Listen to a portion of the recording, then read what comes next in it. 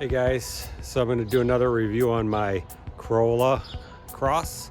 Obviously it's 2022, but in this video I'm going to go over some smart Toyota moves. Some of it's smart engineering, some of it's smart marketing, and some of it is smart to them but not necessarily beneficial to the consumer.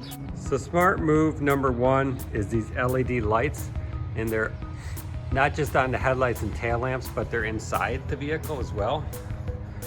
First of all, it gives it an awesome look. It gives the Cross a kind of a premium look. So it's kind of like underestimated what it can do to a vehicle's looks. So I think that's a really good move.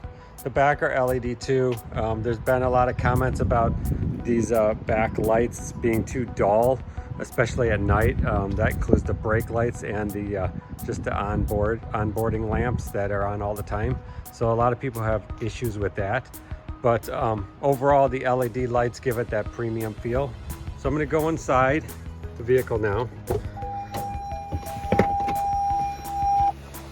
So if you look up here, these are also LED lamps, even in the back. So why I think that's a really cool thing is, first, you know, it's gonna not drain your battery as much. It also provides brighter light. But if you look over here at my Honda Odyssey, incredibly, it's got these incandescent lamps on the inside. They have these really crappy yellow toned incandescent lights. And to get an upgrade, you have to go to the like elite model or something like that. And it's just really cheesy that Honda doesn't just include LED lamps. So I think that's pretty crappy. But on the other hand, like I said, smart engineering by Toyota to include that stuff. It gives you a really nice premium feel. So smart engineering number two is, if you look at the back, it's actually not that big. But what they did is they weighed out this cargo room versus the passenger room. So if I come around here, and you only know this if you've shopped at cars a lot. So if you look at the distance from the rear seat to the front seat, there's only so much room from the front seat all the way to the back of the vehicle, and they needed to separate that in a certain way. So they decided to give a manageable amount of room in the back here for the seats, or for the passenger's legs, and then still provide enough cargo in the rear. So if you go to something like the Crosstrek, the Subaru Crosstrek, what they did is they made this cargo area, they pushed the rear seats back so there's more room in the rear seats, but the cargo area is a lot smaller. So Toyota did some smart engineering by ensuring that you could still fit 4 or 5 passengers in here and also have enough cargo room for those passengers. And then there's also some little cool features, like this doesn't look like much, but when you're really trying to get stuff in there, it really is going to give you a lot of extra room. More smart engineering is each door has these bottle holders, which is pretty cool. It seems like, okay, well, every car has it. No, not every car has it. So it's kind of cool that they thought about it. So when you're sitting in the rear seat, you can reach your water. It's actually bigger than this water bottle. You can see how much room's there. So that's kind of a cool little feature that kind of goes unnoticed. Another thing while I'm back here is only the passenger side has this pocket. The driver's side doesn't. And at first you think, well, that's kind of weird. Why does only one side have it? And I think what they said is typically the driver seat is going to be pushed back more. So if you put a pocket here, it could be cramped. But the passenger seat could always adjust forward. So they said, let's give them one pocket. We'll put it on this side.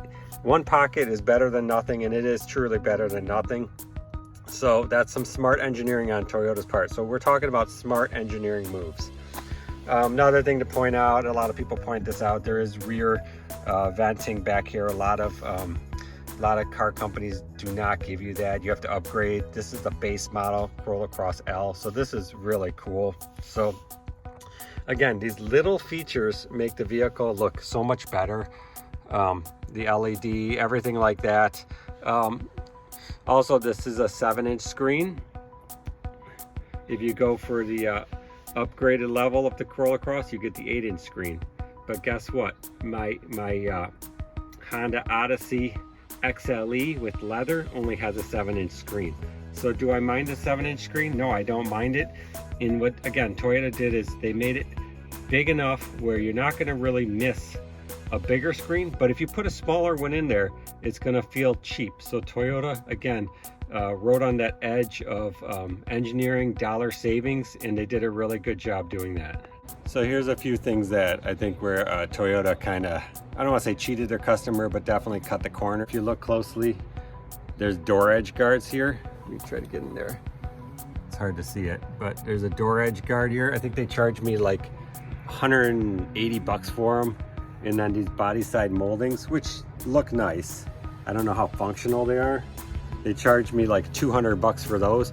And what they did is every dealer, I'm in Michigan, so every dealer, they made people order this. It came from the factory. I know people say the dealer's the one that did that, but no, I have a feeling that the factory said you're gonna be getting these options no matter what. So it actually increased the price like $500 on my vehicle when you add in the first aid kit and all that other stuff. So that's smart Toyota.